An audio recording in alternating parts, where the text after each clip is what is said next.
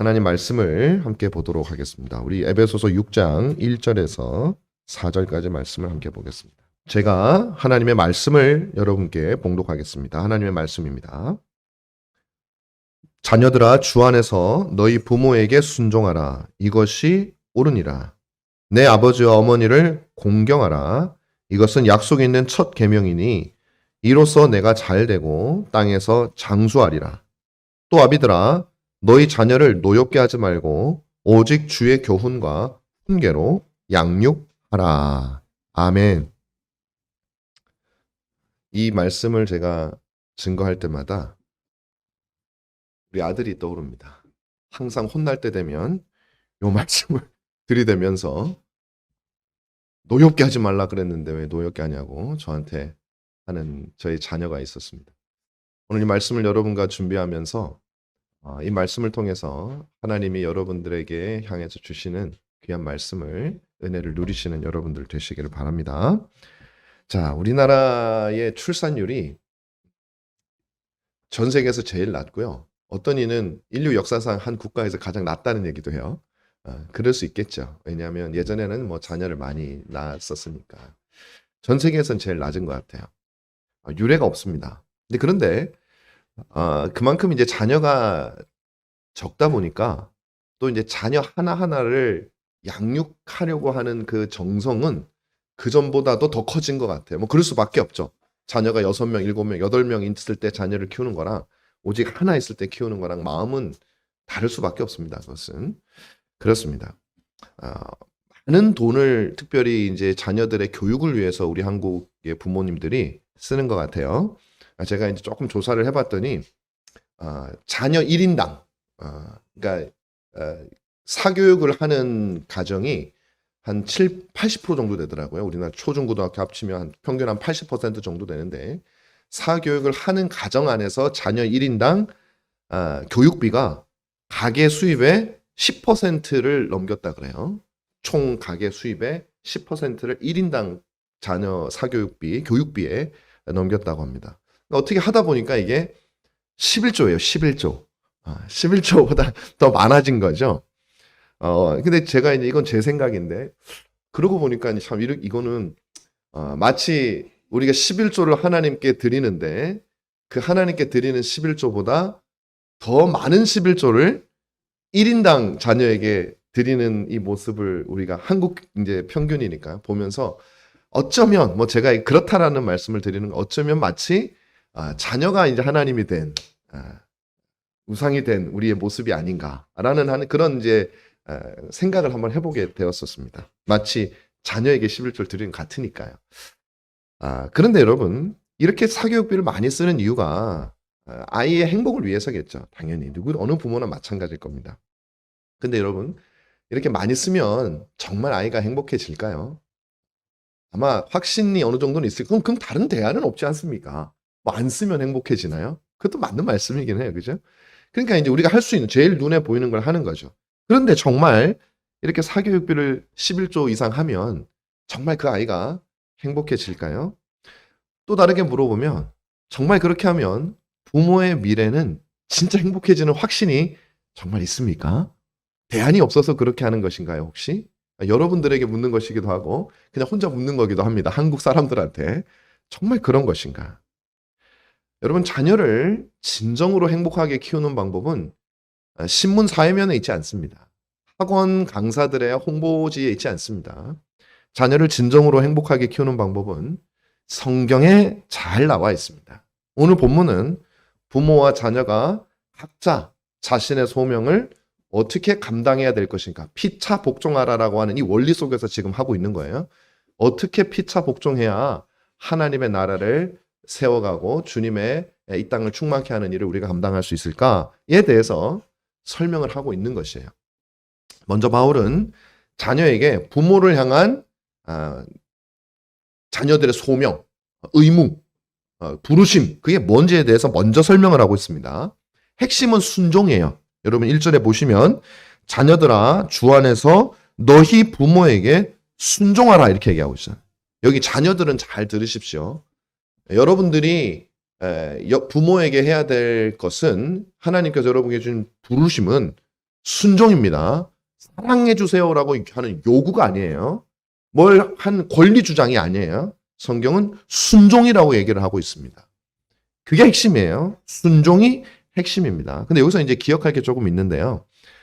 바울이 말하는 여기서 자녀들은 이제 미성년 자녀들, 부모의 보살핌 현재 아래에 있는 자녀들에게 해당되는 겁니다. 물론 이제 성인이 되어도 부모를 공경하고 해야 되지만 이제 절대적인 순종의 개념과는 조금 달라지는 부분이 있기 때문에 이것은 이제 부모의 보살핌 아래에 있는 그 어린 자녀들에 대해서 얘기를 하는 것이죠.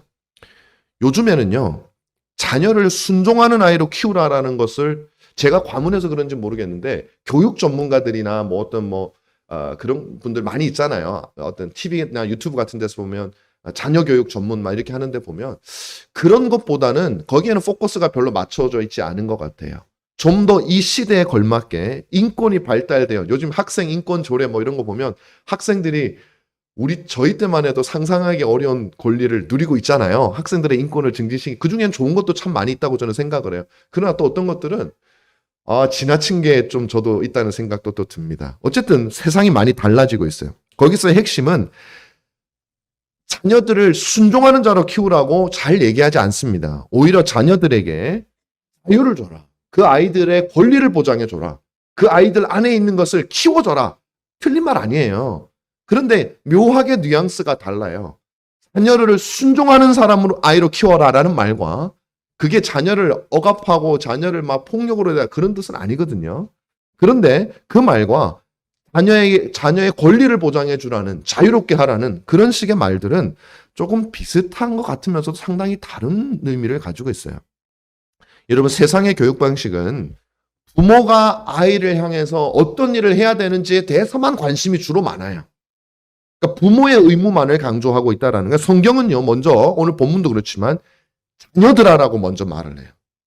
자녀들아, 부모에게 순종해라. 그러니까 부모는 자녀를 순종하는 자녀로 키워야 된다는 얘기가 같죠. 이 아이가 뭐 태어나서 알아서 순종할 수 있는 건 아니잖아요. 부모가 가르쳐야 순종을 하는 거죠. 세상하고 다릅니다. 그러면 어떻게 순종을 하게 키워야 되느냐? 이 순종의 어떤 뭐라 그럴까요? 방법, 어떤 그 순종을 하게 하는 방법이 아니라 어떤 순종을 하도록 해야 되느냐? 아주 간단하게 제가 말씀드리겠습니다. 시간이 많이 안 가도록 하기 위해서. 첫 번째는 오늘 본문 1절에 나와 있는 것처럼 주 안에서 순종하는 자녀를 만들어야 되고요. 두 번째는 공경으로 순종하는 자녀를 만들어야 돼요. 공경. 자, 그냥 순종하는 게 아니라 주 안에서 순종하는 자녀로 만들어야 된다. 1절에 주 안에서 너희 부모에게 순종하라. 이거는요, 이 말이에요. 자녀들에게 하는 말이죠. 세상적인 윤리로 볼 때에도 세계 어느 나라를 가거나 보편적으로 자녀는 부모에게 순종을 하라고 가르칩니다. 지금은 좀 달라졌지만 부모 말씀을 들어야 돼, 효도해야 돼, 공경해야 돼. 그렇게 가르쳐 왔어요. 온 세상이. 이거는요, 꼭 신자만의 것이 아닙니다. 일반적인 원리에 있어서도 마찬가지. 제가 나중에 조금 더 말씀을 드릴 텐데 그렇습니다. 그러니까 당연히 그렇게 해야 되는데 특별히 신자들은 더욱 그러해야 된다라는 것이죠. 다시 말하면 부모에게 하는 거예요. 너희 신자들은 너희 자녀들을 주 안에서 순종하는 아이들로 양육해야 된다라는 것을 말하고 있는 거예요. 그거는 여러분이 행복하기 위한 게 아니에요.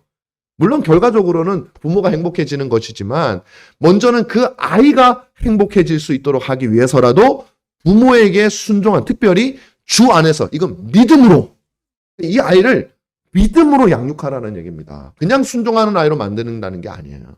두 번째로 공경으로 순종해야 된다. 이건 뭐냐면 그냥 겉으로만 순종하는 아이로 만들면 안 된다는 거예요. 그냥 겉으로만 부모님 말씀이 알겠습니다 하기 속은 아닌데 하기 싫은데 부모님이 막 폭력을 쓰든지 아니면 막 벌을 주든지 그러면 겉으로만 순종하게 하는 아이로 만들 수가 있어요. 그래서는 안 된다라는 거예요. 마음으로 공경해서 부모에게 순종하는 아이로, 이건 부모에게 하는 명령이죠. 공경받을 만한 본을 보이라는 것이죠. 믿음의 본을 보이라는 겁니다. 그냥 말 잘 듣는 아이로 엄한 부모가 되라는 뜻이 아니라 존경하는 마음으로 순종할 수 있도록, 아이의 마음과 행위가 일치될 수 있도록 하라는 것이죠. 여러분 이 말씀을 들으면 짐을 지는 것 같아요. 여기 지금 아이를 키우는, 이제 다 키우신 분들이야 뭐 특별히 큰 이 말씀을 들어도 감동이 없으시죠? 딱 컸는데 뭐 어떻게 이제. 근데 이제 지금 막 키우시는 분들도 좀 계신데 이런 분들은 이게 막 이제 하나하나가 무겁게 이제 다가올 수 있어요. 근데 여러분 좀 무거워도 좀 무거울 때는 좀 무거워야 됩니다. 항상 우리가 부담을 덜려고만 하면 안 되고 하나님이 우리에게 주시는 것이 있어요. 자, 그러나 제가 길게 하진 않겠습니다. 너무 무거울까 봐. 자, 넘어가겠습니다. 그렇다면 왜 바울은 부모에게 주 안에서 공경하는 마음으로 순종하라고 자녀들에게 말하는가? 이게 이제 좀 중요해요. 이제 핵심적이기도 하고. 첫 번째는 오늘 본문 말씀에 그렇게 얘기를 하죠. 1절에 이것이 옳으니라. 뭐 딴 말이 필요 없어요. 자녀들아, 부모에게 순종해라. 이것이 옳은 거야. 뭐 이런 경우는 어떻게 해요? 뭐 안 할 수도 있잖아요. 뭐 저는 뭐 팔이 아파서 안 되는데 다 필요 없어. 그냥 옳은 거야. 뭐 다른 말을 할 필요가 없다. 논쟁의 여지가 없다라는 것이에요. 이거 가지고 논의하지 말자는 거예요. 이거 가지고 뭐 이것저것 말하지 말자는 거예요. 자연적으로 옳은 거예요, 이거는. 그 사람에게 생명을 주고, 그 다음에 그 사람을 키워주고, 돌봐주고, 보살펴줬는데 그 대상에게 순종하지 않으면 이거는 하나님이 정해놓으신 자연의 순리를 어기는 거라는 거예요. 이 세상에 존재하는 모든 윤리의 근원이 그거라는 것이죠. 여러분이 누군가에게 고마움을 표하고 여러분이 누군가의 말을 듣고 하는 것으로 말미암아 세상이 질서지어지는 거예요. 세상에 그런 게 없으면요, 이건 정글이 돼가지고 이거는 그냥 밀림이에요. 막 서로 막 죽이고 하는 그런 아주 비참한 곳이 됩니다. 그런 질서가 없으면. 그런데 모든 질서의 근원이 뭐냐면 순종이고 따르는 것이고 고마움이잖아요. 그 모든 고마움의 근원이 뭐냐면 날 낳아주고 나를 길러주신 분을 고마워하지 않고 따르면 세상에 윤리가 필요가 없는 거죠. 윤리가 존재할 수가 없는 거예요. 그럼 굉장히 중요한 위치가 그 안에 담겨 있는 거예요. 부모에게 순종하는 거는 그냥 뭐 하면 좋지가 아니라 만약에 인류 가운데 부모에게 순종하라는 말이 지켜지지 않으면 인류는 멸망하는 거예요. 자연적으로. 그만큼 중요한 말입니다. 그래서 이것은 세상에서 옳고 그름을 판단하는 기초가 되는 그런 것이다. 쉽게 말하면 세상 윤리의 시작이죠. 이것이 지켜지지 않으면 인간에게 옳고 그름이 없어지는 짐승과 같은 자가 된다. 그만큼 중요하다라는 것으로 여러분 이해하시면 됩니다. 그러니까 이것은 이게 옳으니라 끝이에요. 다른 말 하지 마. 부모에게 순종하는 거는 다른 핑계를 댈 수 없고. 둘째, 물론 이건 있죠. 뭐 이제 디테일한 부분은 좀 있어요. 부모가 예를 들면 하나님의 명령에 어긋나는 것을 요구할 때는 어떨까? 해야 될까요? 안 해야 될까요? 하면 안 돼. 왜 그럴까요, 여러분? 왜 그럴까? 아니, 끝이라면서요. 부모가 최고라면서요. 근데 왜 그럴까요? 그 이유는 뭐냐? 하나님이 우리를 만드신 분이시고 하나님이 우리를 키워주신 분이시고 그렇기 때문에 우리는 우리의 육신적인 부모보다 우리 모든 인류의 부모요, 우리를 그 부모를 돌봐주시는 하나님이 우리의 진짜 부모이기 때문에 하나님의 말씀을 더 우선시하라는 말씀이 여기 포함되어져 있는 거예요. 그것과 어긋나지 않는 범위 내에서 부모에게 순종해라. 더 이상 말할 필요 없다. 이 얘기입니다. 자, 두 번째는 왜 우리는 주 안에서 공경하는 마음으로 부모에게 순종해야 되냐? 둘째는 약속이 있는 첫 번째 계명이다. 바울은 그렇게 얘기했어요. 약속이 있는 첫 번째 계명이다. 자, 2절에 보면 내 아버지와 어머니를 공경하라. 이것은 약속이 있는 첫 계명이니라고 그렇게 우리에게 말을 하고 있습니다. 자, 이 계명은 여러분 아시겠지만 10계명 우리가 매주 하잖아요. 5계명에 나오는 내용이죠.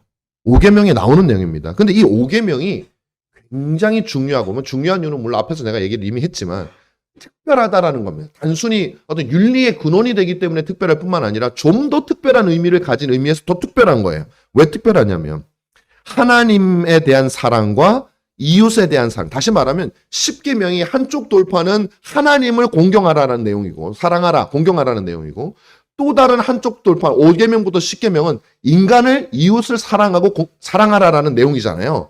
이 두 돌판이 하나로 붙여주는 힌지와 같은 역할을 하는 것이 뭐냐면 바로 제 5계명이라는 사실이에요. 부모를 공경하라라는 사실이라는 겁니다. 왜 그러냐면 하나님은 이웃에 대한 사랑을 말하는 5계명부터 10계명까지의 내용을 주면서 어떻게 보면 제일 중요한 게 여러분 제가 볼 때는요. 살인하지 말라라는 계명이 제일 중요해 보여요. 사람의 이웃을 사랑하는데 사람의 생명을 해치는 것보다 더 나쁜 게 없잖아요. 그러니까 그게 5계명으로 올라와야 되는 거예요. 살인하지 말아라. 그런데 그렇게 하지 않고 내 부모를 공경하라는 것이 5계명이 있고 그 다음이 인간에게 가장 중요한 생명을 다루는 6계명에 그게 나온단 말이죠. 그러면 그것이 무엇이냐? 인간이 인간으로서 이웃을 사랑하는 이 모든 원리의 근원이 어디에 있냐면 하나님에 대한 사랑에 있다라는 거예요. 하나님을 공경하기 때문에, 하나님이 우리의 창조주이심을 인정하기 때문에 하나님의 명령에 순종하는 마음으로 이웃을 사랑하고 순종하는 마음으로 이웃을 돌볼 때 우리는 진짜 질서가 이어지는. 근데 만약에 여러분 하나님에 대한 인식이 없이 이웃만을 사랑하면요, 인간적으로 볼 때는 너무 괜찮죠. 그러나 그것은 어떻게 되냐면 하나님을 제껴놓고 인간을 사랑하는 우상이 될 수 있는 거예요, 인간이. 그래서 가장 아름다운 질서는 하나님이 나에게 명하셨기 때문에 그 명령을 쫓아서 하나님의 형상을 닮은 인간을 사랑하는 거예요. 그 권위가 어디에서 주어지냐면 5계명에서 주어지는 거예요. 내 부모를 공경하라는 말은 1계명부터 4계명까지의 하나님의 말씀을, 그 권위, 위에 있는 권위를 순종하라는 말이에요. 그러니까 이 5계명에서 하나님에 대한 공경과, 그러니까 부모가 하나님을 상징하는 거예요. 하나님에 대한 공경과 이웃에 대한 사랑이 부모를 공경하라는 계명에서 하나로 합쳐지면서 10계명이 온전해지는 겁니다. 그래서 1계명부터 4계명까지 우리가 모른 채 5계명부터 10계명까지 지으면 소위 말하면 인간 세상 속에서는 참 귀하고 좋은 사람이 될 수 있어요. 그러나 천지를 창조하신 하나님 앞에서는 그 의미가 굉장히 희석이 되어져 버립니다. 왜? 저가 저렇게 하는 모든 것들이 나를 사랑함과 나를 공경함에 뿌리를 두고 있지 않으면 그것은 하나님과는 상관이 없는 거예요. 그래서 여러분, 부모를 공경한다는 것은 하나님에 대한 공경과 사랑을, 사람인 부모도 사람이면 이웃으로 표현되어지는 그 둘을 이어주는 아주 핵심적인 계명이 된다는 것이죠. 뿐만 아니라 여러분, 부모는 인간의 죽음과 하나님의 영혼을 이어주는 존재다. 이거 참 재밌는 의미예요. 부모는 어떠냐면요, 하나님을 제가 대변한다, 하나님의 권위를 보여준다 이렇게 얘기했잖아요. 근데 실질적으로 그런 의미가 또 있습니다. 왜냐하면 부모는 죽지 않습니까? 하나님은 영원하지요. 그런데 비록 부모는 죽지만 그 부모의 생명이 자녀를 통해서 이어지게 된다는 것이죠. 그것은 하나님의 영원하심을 보여주는, 하나님의 권위를 물론 대변하는 건 아니지만 하나님의 모습을 일정 부분 보여주는, 순간과 죽음과 영혼을 이어주는 것을 상징적으로 보여주는 부모의 모습도 나타나 있는 것이죠. 이 모든 것들은 우리가 굉장히 기억을 해야 될 내용들입니다. 그런데 바울은 이 계명이 중요한 이유로서 뭘 얘기하냐면 약속이 있는 첫 계명이다, 이렇게 여러분 말을 하고 있어요. 10계명에 보면 이렇게 되어 있습니다. 5계명에 그리하면 내 하나님 여호와가 내게 준 땅에서 내 생명이 길리라 라고 그렇게 약속을 하고 계세요. 부모를 공경하라 한 다음에 그러면 이렇게 상을 줄 거야, 약속을 줄 거야, 그렇게 말을 하고 있어요. 그런데 바울은 이제 이걸 말하는 거거든요. 근데 문제는 뭐냐면 5계명에 있는 이 약속이 바울은 첫 계명이라고 그랬는데 여러분 10계명을 한번 잠깐 보죠. 여러분 10계명 우리가 매주 읽으니까 여러분들이 어쩌면 이 중에는 눈치채신 분도 계실 거예요. 이상하다. 5계명 전에 하나님이 명령을 하신 다음에 그것에 대해서 약속을 준 계명이 또 하나 있는데 이게 어떻게 첫 계명이 되지? 뭘까요? 몇 번째 계명일까요, 여러분? 한번 기억을 매주 해도 잘 기억이 생각보다 안 나죠. 그게 참 희한해요. 예. 그래도 한번 기억해 보십시오. 몇 계명일까 한번 찾아보세요. 5계명 전에 하나님이 이렇게 하면 이렇게 해줄 거야 라고 약속하고 있는 계명이 있어요. 한 명만 말씀해 주시면 넘어갑니다. 몇 계명이요? 3계명이에요? 정확하게 말해서 3계명이에요? 2계명이죠. 2계명. 2계명이 뭐냐면 보세요. 나 내 하나님 여호와는 질투하는 하나님인즉 나를 미워하는 자의 죄를 갚되. 자, 어떻게 합니까? 아버지로부터 아들 3, 4대까지 이르게 하고 나를 사랑하고 내 계명을 지키는 자에게는 1000대까지 은혜를 베푸느니라, 그렇게 하고.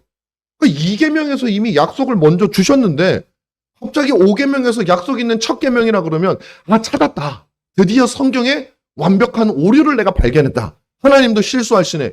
큰일 날 소리입니다. 실수하시는 게 아니겠죠. 바울은 어떤 의도로 이렇게 얘기를 했을까요? 우리는 이렇게 보면 돼요. 2계명에 나와 있는 내용, 여러분 다시 한번 보시면 알겠지만 이것은요, 이 우상을 만들지 말고 그것을 섬기지 말라라고, 절하지 말라라고 하는 2계명에만 붙어 있는 약속이 아니에요. 이거는 모든 하나님의 율법에 대해서 공통적으로 적용되는 약속이에요. 제가 방금 읽었잖아요. 이렇게 돼 있죠. 나를 사랑하고 뭐라고 돼 있어요? 내 계명을, 이 계명을이 아니라 내 계명을 지키는 자에게는 천대까지 은혜를 베풀겠다. 그렇게 얘기했단 말. 그러니까 하나님의 모든 약속에 해당되는 건데 특별히 5계명만 네 부모를 공경하면 네가 잘 되고 땅에서도 오래 살게 해줄 거야라고 5계명만 딱 붙여놨어요. 근데 이거 사실은 약속이 있는 첫 계명이 아니라 사실은요. 약속이 있는 유일한 계명이에요. 어떻게 보면. 다른 건 일반적인 약속이 모든 계명에 다 적용되는 거니까. 이게 뭘 말합니까? 여러분 우리가 생각하는 것보다 우리 대한민국이 효도를 강조하는 나라잖아요. 효자도 많고 연료도 많고 저 강릉에 제가 한번 가봤더니 그냥 뭐 연료비 이런 게 엄청 많다. 강릉이 효의 그 어떤 고장인지도 난 몰랐었어요. 예전에 이제 대학생 때 가서 봤는데 뭐 그런 우리나라는 그런 일들이 참 많잖아요. 그런데 그 이상으로 말하고 있어요. 이 부모를 공경하고 순종하는 것은 정말 정말 중요하다라는 얘기를 하고 있는 것이에요. 자, 그런데 세 번째로 갑시다.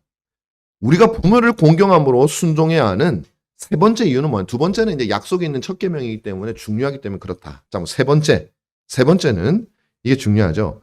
잘 되고 땅에서 장수해야 되기 때문에 이제 좀 실감이 나시죠, 여러분? 뭐 약속이 있는 첫 계명이 이런 것도 뭐 실감이 나지만 그것보다도 아니 부모를 공경하면 잘 된대요. 오늘 본문 말씀에 그렇게 얘기하죠. 3절에 한번 읽어볼까요? 3절 시작. 이로써 내가 잘 되고 땅에서 하기 싫어요? 다시 복 받기 싫으신가? 다시 시작하겠습니다. 시작. 이로써 내가 잘 되고 땅에서 장수하리라. 아, 왜 이거를 크게 안 하셔요? 얼마나 좋은 건데. 잘 되고 땅에서 오래 산대요, 여러분. 부모님에게 순종해야 되겠습니까? 안 해야 되겠습니까? 우리 어린이들한테 한번 물어봅시다. 순종해야 되겠어요? 안 해야 되겠어요? 어린이는 몇 명 없구나. 자, 우리 청소년에게 한번 물어보겠습니다. 부모님에게 순종해야 되겠어요? 안 해야 되겠어요? 해야 되겠죠? 저쪽은 해야 되겠어요? 안 해야 되겠어요? 해야 되겠어요. 청소년한테 물어봤는데 아주 잘 대답했어요. 자, 해야 됩니다. 부모를 공경하는 마음으로 순종하는 사람에게는 두 가지 축복이 주어집니다. 첫째는요, 잘 되는 축복이에요. 우리가 이거 원하는 거잖아요. 아, 나 잘 됐으면 좋겠어. 두 번째는 장수하는 축복이에요. 얼마나 오래 살고 싶습니까? 저도 잘 몰랐는데 어릴 때는 저희 할머니, 돌아가신 할머니 그렇게 약을 많이 드시더라고요. 그리고 저희 아버지도 이 약들을 많이 드시고 다른 분들도 보니까 약을 많이 드셔요. 참 이 사람들이 약을 많이 먹나. 근데 약이 아니라 알고 보니까 약도 있지만 또 이게 영양제 같은 게 좀 많더라고요. 근데 저도 어느 순간부터 이렇게 저렇게 선물도 들어오고 뭐 어떻게 하다 보니까 뭐 눈에 좋은 거, 뭐에 좋은 거, 뭐 비타민, 뭐 이것저것 마그네슘, 뭐 요새는 뭐 간에 좋은 거 뭐 많이 먹고 있더라고요, 보니까. 그래서 아, 사람들이 참 오래 뭐 그것도 있구나. 이건 약이구나. 고지혈증 약도 먹고 있고 하여튼 뭐 이것저것 많이 먹고 있어요. 우리는 오래 살기 위해서 많은 노력들을 많이 합니다. 자, 여기서 나오는 잘 되는 축복과 이건 형통이죠. 그 다음에 장수는 사실 뭐 큰 의미에 다르지 않아요. 이 땅에서 육신적인 축복을 말하는 겁니다. 부모를 잘 섬기면 육신적인 축복을 누리게 된다라는 거죠. 여러분 그냥 이렇게 넘어가면 안 됩니다. 여러분 질문하셔야 돼요. 정말 그런가 질문하셔야 돼요. 주님이 말씀하셨는데 정말 그런가? 부모를 공경하고 부모의 말씀에 순종하면 정말로 이 땅에서 복을 받는가? 여러분 어떻게 생각하십니까? 그렇다고 생각하세요? 그러면 그 원인이 뭐라고 생각하세요? 하나님이 여러분을 특별히 잘 봐서 아, 저 녀석 부모를 잘 섬기니까 내가 복을 줘야지. 그렇게 해서 복을 준다고 해서 물론 그것도 있겠죠. 그러나 이것은 사실 그런 의미라기보다는 그것도 있겠지만 좀 더 구체적으로 말씀드리면 이런 겁니다. 우리 주변에는 예수를 잘 믿어도 육신적인 복을 못 받는 사람들이 있어요. 그리고 부모에게 효도하는 신자라도 육신적인 복을 못 받는 사람들이 있습니다. 그래서 이 말은 만약에 너희가 부모 말씀에 순종하기만 하면 내가 책임지고 너희들에게 다가오는 모든 악을 다 막아주고 막 100명이면 100명 다 내가 이 세상에서 복을 받게 해줄게 라는 의미로는 해석하기 어려워요. 그거는 실제로 현실하고 안 맞아요. 그러면 이게 무슨 의미일까? 이렇게 보시면 돼요. 부모는 어떤 사람입니까? 어린 아이, 제가 아까 말씀드렸죠? 부모의 보살핌 아래에 있는 어린 아이를 얘기한다 그랬어요. 그 아이가 아기일 때 한번 생각해 보세요. 아기는 아무것도 몰라요. 아이는 무엇이 위험한지, 어떻게 살아야 자기가 살 수 있는지, 생명을 유지할 수 있는지 아무것도 알지 못합니다. 그런데 그 아기에 비해서 부모는 얼마나 지혜롭습니까? 부모는 세상을 조금 살았기 때문에 이 아이가 어떻게 하면 살아나갈 수 있을지 어릴 때는 극명하게 드러나죠. 이 아이에게 젖을 물려야 사는 거예요. 그래서 젖을 물리고 이 아이가 위험한 데 가장가장 걸어가면 못 가게 막기 위해서 펜스를 치는 거예요. 이 아이가 만약에 얘야 너희가 세상에는 참 나쁜 사람이 많단다. 학교 앞에서 어떤 아저씨가 와서 얘야 사탕 줄게 나 따라갈래 하면 따라가라고 가르치는 부모가 어디 있습니까? 따라가면 안 돼라고 가르치잖아요. 그런데 그 부모의 말씀에 순종하지 않고 만약에 그 아이가 따라갔다고 생각해 보세요. 어떻게 되겠습니까? 얘야 자동차가 위험하니까 차가 오더라도 멀리서 오더라도 횡단보도를 건너야 되고 길을 막 건너면 안 돼 라고 말을 했는데 그 부모의 말씀에 순종하지 않고 자기가 판단해서 건너는 아이들이 있다면 어떻게 되겠습니까? 부모는 훨씬 더 지혜롭고 부모는 이 세상에 그런 살았던 경험이 많이 있기 때문에 어떻게 사는 것이 우리의 생명을 유지하고 어떻게 사는 것이 더 잘 살 수 있는지 육신적으로 그것에 대해서 잘 알고 있는 사람들이에요. 그래서 여러분 청년들 잘 들으세요. 공부하라고 하는 거예요. 공부하라고. 공부하라고 누가 하는 줄 아세요? 공부를 안 한 부모가 합니다. 공부를 안 한. 안 해보니까 이거 안 좋아. 야, 내가 당한 걸 너희가 당하게 할 수 없어. 공부해라 하는 거예요. 살아보니까. 그럼 그대로 하는 게 여러분들에게 유익합니다. 믿습니까? 안 믿어요. 막 거부하고 그래. 저래 불순종하면 안 됩니다, 여러분. 그런 거예요, 여러분. 맞잖아요. 우리 어른들은 다 동감하시잖아요. 그죠?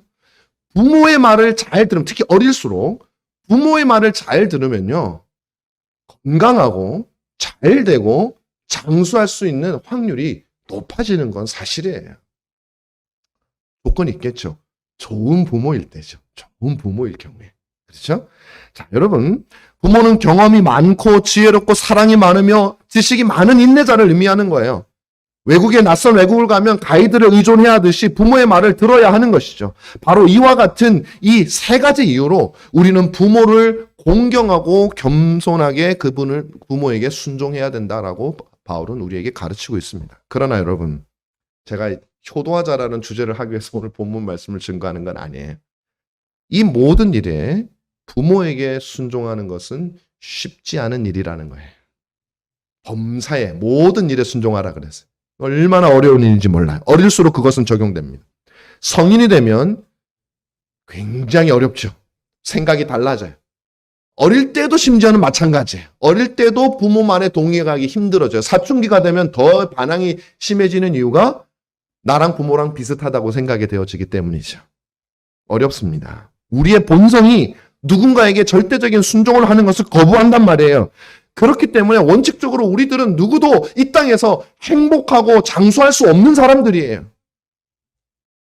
여러분, 영적으로도 마찬가지입니다. 우리는 하나님 아버지께 순종하지 못하는 사람들이에요.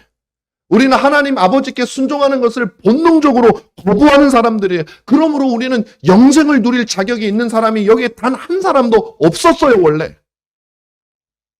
그럼에도 우리가 하나님의 자녀가 될 수 있었던 이유는 도대체 무엇일까요? 어떻게 우리는 그렇게 하나님을 거부하고 로마서에서 바울은 우리가 하나님에게 원수로 행했다 그러는데 어떻게 우리는 영생을 얻게 되었는가 하는 것입니다. 바로 그것은 우리를 대신하시는 하나님의 아들이신 주 예수 그리스도께서 아버지이신 우리의 아버지요 그분의 아버지이신 하나님께 완벽하게 순종하셨기 때문에 우리가 누리게 되는 은혜라는 사실을 여러분 기억하시길 바랍니다. 우리가 우리의 아버지에게 순종하지 못한 것을 우리 주 예수 그리스도께서 하신 거예요. 그리고 우리가 믿을 때에 그분의 의가 우리에게 전달되어져서 하나님은 그리스도의 순종이 우리의 순종으로 봐주시기 때문에 우리가 복을 받을 수 있는 아브라함의 자손이 되고 복의 근원이 여러분과 제가 될 수 있게 된 것입니다. 그리스도는 여러분 모든 순종을 감당하신 하나님의 아들이었어요. 바울이 말하는 자녀들아 아버지에게, 아비에게, 부모에게 순종하라는 말을 완벽하게 지키신 분이 우리 주 예수 그리스도인데 그것은 바로 우리를 위해서 이 땅에서 지키신 것이었다라는 것이죠. 인간의 육신을 입는 것과 율법에 순종하시는 것과 사람들에게 조롱을 당하는 것과 십자가에서 피를 흘리고 죽으시는 일까지 주님은 완벽하게 순종하셨습니다. 누구를 위해서요? 불순종한 아들 된 우리들을 위해서 주님께서, 그리스도께서 그렇게 하신 거예요. 바로 이것이 바울이 우리에게 말하는 1절에서 말하는 주 안에서 순종하라라는 그 말에 참된 의미가 되는 거예요. 이 사실을 알고 있는 자녀들로 만들라는 거예요. 자녀들아, 이 사실을 너희가 믿는다면 너희들은 너희 주 예수 그리스도께서 아버지에게 순종하심으로 구원 얻었으니 자녀들아, 주 안에서 바로 그 주님을 바라보고 그분을 본받고 그분처럼 너희 육신의 아버지뿐만 아니라 그 아버지가 상징하는 하늘의 아버지에게 순종하는 자가 되라고 주님은 우리에게 명령하시는 것이죠. 왜요? 육신의 복이 문제가 아니에요. 영원한 복을 저와 여러분들이 영복을 누리도록 하기 위해서 그 아들이 우리를 위하여 아버지에게 순종하셨어요. 다음으로 본문은 바울은 자녀에 대한 부모의 태도에 대해서 또 말을 해줍니다. 부모는 어떻게 자녀에게 복종할 것인가? 피차 복종하라고 했을 때 자녀에게 복종하는 방식이 있단 말이에요. 그것이 무엇인가? 두 가지죠. 첫째는 자녀를 노엽게 하지 말고, 둘째는 주의 교훈과 훈계로 양육을 한다. 이 두 가지를 여러분 여기 부모가 많이 계시니까 기억하시기 바랍니다. 자녀를 노엽게 하지 말아야 된다는 말의 의미는 단순히 누군가가 얘기하는 것처럼 아빠, 나 화나게 하지 마세요가 아니에요. 절대로. 절대로 그런 뜻이 아니에요. 여러분, 이건 로마적 배경이나 유대적 배경을 좀 볼 필요가 있습니다. 특별히 로마 시대에는 유대인들도 마찬가지지만 로마인이나 유대인이나 할 것 없이 아버지의 권한이 굉장히 강력했어요. 거의 가족은 아버지의 부속물과 같았습니다. 땅의 권한이 굉장히 셌어요. 유대인들도 그랬어요. 지금처럼 아동인권이 존재하는 그런 사회가 아니었습니다. 그러므로 아버지는 가정에서 왕이었어요. 성격이 좀 나쁘면 폭군이에요. 아무도 뭐라고 할 수 없었어요. 아버지의 권한에 대해서. 자녀들을 얼마든지 자신의 기분 낙히는 대로 할 수 있었던 것이 그 시대였었습니다. 그리고 납득할 수 없는 분노를, 이해할 수 없는 분노를 기분에 따라서 쏟아놓을 수 있는 권한이 주어져 있었어요. 쉽게 말하면 자녀를 자신의 완전한 소유물로 여겼다라는 거. 하나님의 소유물이 아니라 내 소유물. 기분 좋을 때는 너무너무 귀하지만 기분 나쁠 때는 마음대로 할 수 있는 그런 소유물로 여겨. 성경은 전혀 그렇게 얘기하잖아요. 성경은 우리 자녀들은 우리의 소유가 아니에요. 우리의 자녀는 하나님 아버지의 소유고, 우리는 그 자녀가 아버지를 인정하는 성인이 되기 때까지 그 아버지를 가르쳐주는 좋은 모델로서 부모가 하나님을 자녀에게 보여주고, 성인이 되면 자기 아버지에게 물어보고 대화하고 아버지의 명을 따라서 오늘 본문 말씀이 그 아버지에게 적용되라고 키워주는 사람이, 사실 그게 성경이 말하는 부모, 그게 가장 부모에 합당한 거예요. 합당한 모습이에요. 근데 오늘도 한국에서도 자녀를 내 소유로 여기게 되면 온갖 문제가 발생하게 되는 거예요. 결혼한 자녀인데도 내 소유니까 마음에서 독립을 시키지 못하는 부모, 또 여전히 부모에게 의존되어 있는 자녀, 얼마나 많은 갈등들이 가정에서 일어납니까? 그럼 우리는 하나님 앞에서 그렇게 되지 않아요. 근데 이 시대는 그렇게 했단 말이에요. 그러다 보니까 자기 마음대로 자녀를 다뤘어요. 여러분, 저는 운동을 하는데 미국에서부터 테니스를, 그때는 진짜 얼렁뚱땅 배웠는데 운동을 하나 해야겠다 싶어서 우리 목사님들이 치는 그 테니스 클럽이 있어요. 그래서 거기서 제가 이제 일주일에 한 번, 많으면 2번 정도 나가서 운동을 조금 합니다. 근데 전 참 이제 테니스를 좋아하는데 선수들이 테니스 치는 걸 보면요, 참 승부욕이 대단합니다. 세계적인 선수가 되는 사람들은 대충 저도 돼 이래가지고 안 되잖아요. 얼마나 승부욕이 강하니. 근데 가끔 여러분 테니스를 보면 종종 볼 수 있어요. 어떤 모습이냐면 자기가 치다가 만약에 공이 자기 뜻대로 안 가거나 잘못 가거나 해서 점수를 잃잖아요. 또 그게 약간 어이없는 실수를 하잖아요. 그러면 선수들이요, 라켓을 그냥 땅바닥에 막 내려칩니다. 라켓을 다 부러뜨려 버려요. 어떤 선수는 내려쳤는데 안 부러졌어. 달려가가지고 그걸 붙들고 막 부러질 때까지 쳐요. 성격이 보통이 아니에요. 그 정도 승부욕이 있는 거예요. 그래서 저는 그 모습을 보면서 마치 부모가 자녀를 내 소유물처럼 여길 때 내가 화가 나면 나도 모르게 자녀의 영혼을 마치 부서질 때까지 때리는 그런 경우들이 우리는 종종 경험했거나 혹은 보았거나 그런 일들이 얼마나 많이 있었어요. 과거에는 또 우리 한국은 또 얼마나 많이 있었습니까? 아버지는 마음대로 할 수 있는 존재였었잖아요. 그렇게 해서는 안 된다라는 거예요. 자녀가 네 소유가 아니라는 거예요. 자녀의 영혼은 네 소유가 아니라는 거예요. 자녀의 영혼은 하나님의 소유고 하나님의 형상을 담은 귀한 자이기 때문에 너는 그것을 내 것처럼 여기면서 마음대로 할 것이 아니라 하나님께처럼 여기면서 그 자녀를 아름다운 모습으로 양육해야 된다라고 성경은 우리에게 알려주고 있는 것이죠. 그럴 때 자녀의 마음은요, 분노와 미움이 막 생겨나면서 영혼이 막 망가지는 거예요. 바울은 그렇게 하지 말고 자녀들을 인간적으로 대우하라고 얘기하는 거예요. 한 사람의 인격으로 대우하라는 겁니다. 칼빈은 친절하게 대하고 자녀들에게 자유를 줄 때 자녀들이 부모를 더 존경하게 되고 자녀들이 더 적극적으로 자녀에게 순종할 수 있다라고 그렇게 가르치고 있습니다. 이 본문을 해석하면서 그렇게 말합니다. 이것은 구약 성경에서도 사실 명령하는 자녀 양육 방법이에요. 구약에도 자녀를 마음대로 해라 그런 거 없습니다. 자녀를 얼마나 인격적으로 하나님의 백성답게 하나님의 형상을 가진 자로 양육하라고 유대인들은 그렇게 가르쳤어요. 하나님은 그것을 친히 유대인들에게 보여주셨어요. 자기들의 자녀인 유대인들에게. 그들을 얼마나 사랑했습니까? 그들에게 자유를 주셨어요. 애굽에서부터 그들을 이끌어내서 가나안 땅을 예비하셔서 그들에게 자유를 주셨어요. 40년 동안 광야를 걷는 동안에도 하나님은 그들에게 믿음으로 살기만 하면 너희들이 가나안을 정복할 것이라고 자유를 줬는데 그들은 그 자유를 누리지 않고 그들은 그것을 거부했어요. 그들은 하나님께 순종하기를 거부했습니다. 그런데도 하나님은 그들을 기어이 가나안 땅에 넣어주시고 그 땅에서 살도록 하셨는데 그들은 그 모든 이스라엘의 역사 동안 끊임없이 하나님을 배반했어요. 그런데 하나님은 그들을 참고 또 인내하고 선지자들을 보내서 격려하고 선지자들을 보내서 훈계하고 주님은 오늘 본문이 말씀하시는 그대로 자신의 백성들에게 행하셔서 아버지가 자녀에게 어떻게 해야 되는지를 완벽하게 보여주신 분이 바로 우리 주님이시라 이 말이에요. 우리 하나님이시고 우리 주 예수 그리스도이시다라는 것이죠. 오늘 본문은 주의 교훈과 훈계로 양육하라. 그저 자녀들에게 잘해주라는 얘기가 아니에요. 자녀들이 비뚤어 나가면 어떻게 하라고요? 주님의 교훈과 훈계로 양육해야 돼요. 그런데 누구의? 주님의. 그 무슨 뜻이에요? 주님이 하신 것처럼 하라는 거예요. 주님이 네 영혼을 다루신 것처럼 하라는 거예요. 주 예수 그리스도께서 우리의 영혼을 아끼신 것처럼 하라는 거예요.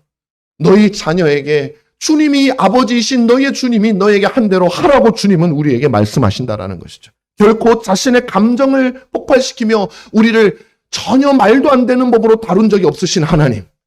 우리를 끊임없이 참고 인내하시고 지금도 하나님을 향하지 않고 우리의 마음이 어긋나 있고 죄를 범함에도 불구하고 여전히 우리를 떠나지 않으시고 은혜 언약 안에서 우리를 지키시는 그 기다리시는 탕자의 아버지처럼 행하시는 우리 그 아버지를 닮아서 그분처럼 훈계하라는 거예요. 그것이 우리 주님이셔요. 그리고 그 주님은 이제 하나님 보좌 우편에 앉아 계신 그리스도는 지금 우리를 교훈과 훈계로 여전히 양육하고 계시죠.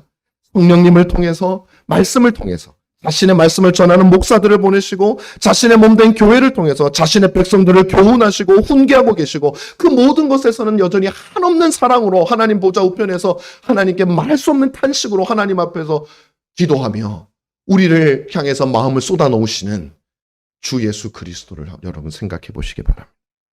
그리고 여러분의 인생을 한번 돌아보시기 바라요. 나는 하나님께 내가 지금 호흡하고 하나님을 믿는 이유가 내가 태어나서부터 하나님께 순종하고 하나님 말을 잘 들어서 그런가? 아니면 우리는 끊임없이 하나님에게서 떠나려고 하고 하나님을 몰랐고 하나님을 때로는 욕하고 알고 나서도 하나님의 백성이 되고 나서도 여전히 죄를 범하고 그럼에도 불구하고 주님은 기다리시고 보여주시고 인내하시고 훈계하고 계시지 않는가라는 것이죠. 그것이 부모의 본이라는 것입니다. 하나님은 우리를 이렇게 대접하고 계세요. 그분은 기분에 따라 막대하지 않으셔요. 우리의 영혼을 행여나 깨어질까? 정말 눈처럼, 눈동자처럼 그렇게 우리를 보호하고 계시는 아버지를 생각하시라는 거예요. 그분은 주 예수 그리스도는 아버지께 순종하신 아들이지만 자녀인 우리에게 사랑과 자비를 베푸시고 때로는 교훈과 훈계로 양육하신 우리의 아버지이기도 하십니다.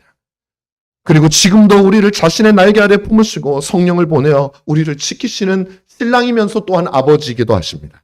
죽기까지 사랑하신 이 주님을 자녀들아, 부모들아, 그리스도를 바라보라.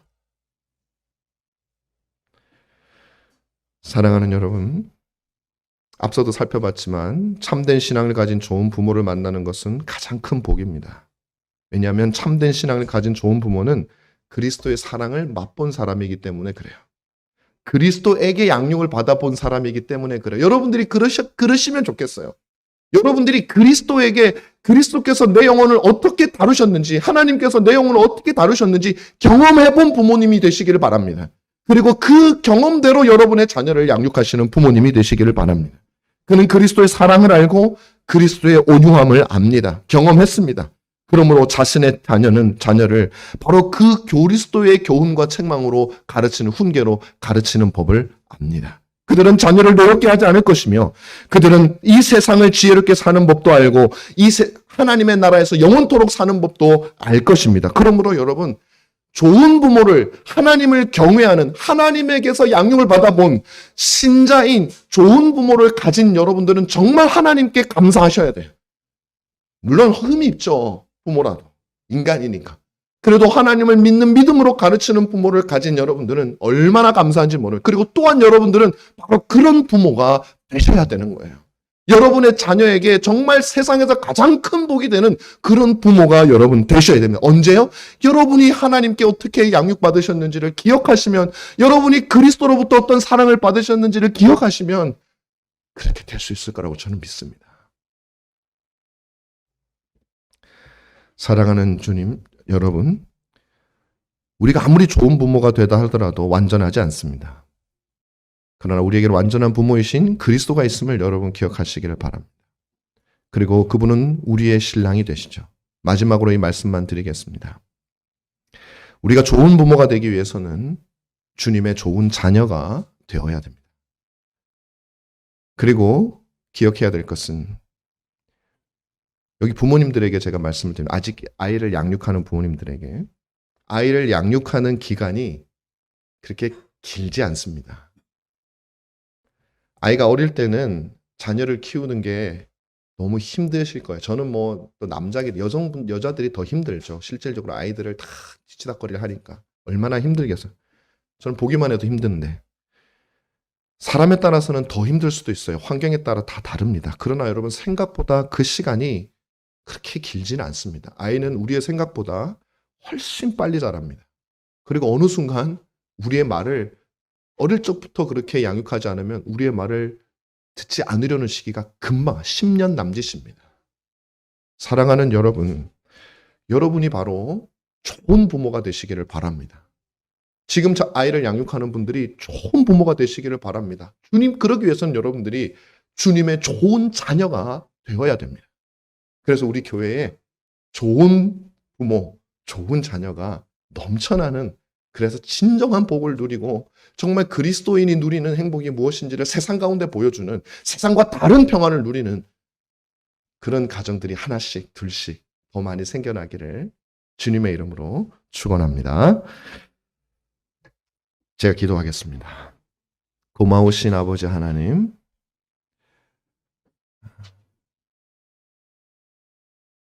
자녀들과 부모에게 주는 주님의 귀한 말씀을 듣게 하시니 감사합니다. 이 말씀을 우리가 잘 기억하여서 여기 있는 우리 모두는 자녀이면서 동시에 부모입니다. 아무리 연세가 많고 나이가 많아도 하나님의 자녀이면서 또한 우리는 우리의 자녀들의 부모입니다. 주님, 좋은 부모가 되게 하여 주시옵소서. 그러기 위해서는 우리가 좋은 부모에게 양육을 받은 경험을 가져야 됩니다. 좋은 자녀가 되게 하여 주시옵소서. 그리하여 우리 은가람 개혁교회에는 정말 이 복된 원리가 잘 드러나는 가정들이 많아질 수 있도록 주님 인도하여 주시옵소서. 예수님 이름으로 기도하옵나이다. 아멘.